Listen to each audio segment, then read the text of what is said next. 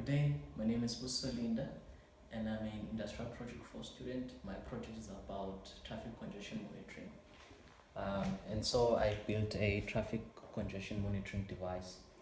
As you can see on ThinkSpeak, the last time we uploaded was 2 hours ago with the number of cars 63 and the average speed 6.2 kilometers per hour. Basically, we've got an LCD, an RTC module with a DS3231 microchip. We've got a MPX 5010 differential pressure sensor, and then we've got a micro SD card module with a 16 gig memory card. We've got a Arduino Mega and a SIM 808 module. The device is powered by two 9-volt batteries. One 9-volt battery is powering the Arduino Mega, and the other 9-volt battery is powering the SIM 808 module. The SIM 808 module is a multifunction device. It's got a GPS, GPRS, GSM, and Bluetooth functionality. But for the purpose of this project, we're only using the GPRS functionality. So basically, a cube is connected on the high pressure side of the differential pressure sensor, and the low pressure side of the differential pressure sensor is vented to atmosphere. So pressure will be exerted on the cube, and then the pressure will be registered by the sensor, and then the Arduino takes that pressure and converts it into a digital output. So if I can demonstrate that with a couple of trials. The cube is 5.3 meters and the diameter of the cube is 5 millimeters. So I'm going to demonstrate with applying pressure on the cube, simulating the first exile, and then I'll apply the second pressure, and then that will simulate the second exile, and then that should count as 1 with the red LED lighting on the device. Okay, so I'm gonna simulate. Okay, as you can see, when the second exile of the cube, that's the only time we are counting as 1.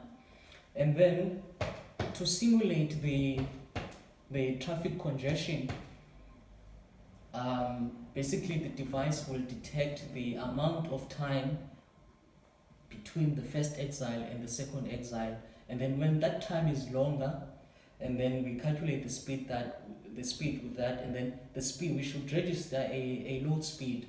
So I'm going to simulate just a free-flowing traffic first, and then simulate a traffic congestion. So this is a free-flowing traffic. So we are registering a fairly low speed but free-flowing, and then now I'm going to simulate a traffic congestion. Then we should see a decrease in speed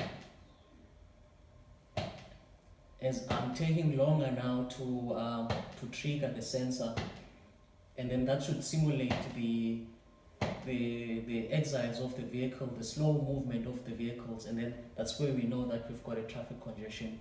So at the same time, while the device is counting the amount of data, the data is logged on the micro SD card. It's a 16 gig micro SD card, and that is possible because the micro SD card module has got a master in, slave out, and a master out, slave in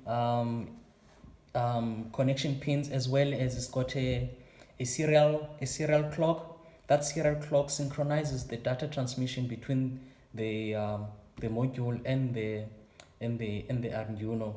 And also the RTC module, it's got a backup battery, and then that battery is there for the purpose of if we take off the power or we switch off the device, and then the RTC module should retain the time and date. So our traffic congestion monitors the data with timestamp. So the timestamp will be on the number of counts as well as the average speed.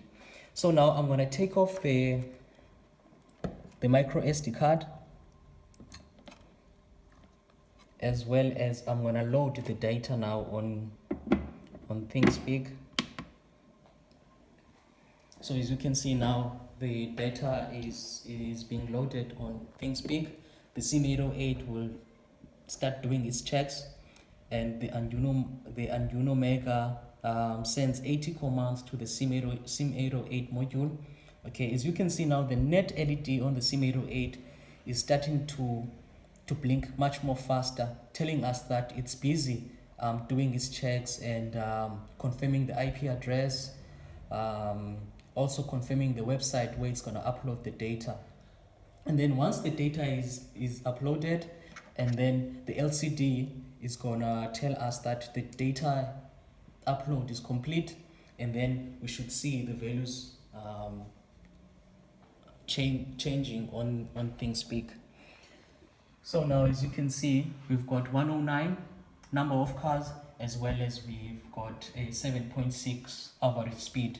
So now I'm going to put the micro SD card on the PC, and then we should see the same data on the micro SD card. So I'm going to scroll down to get our recent data. So now we've got a timestamp with the date and time and the current count, and another timestamp with a date and time and the average speed. So that's basically how the device works. Thank you.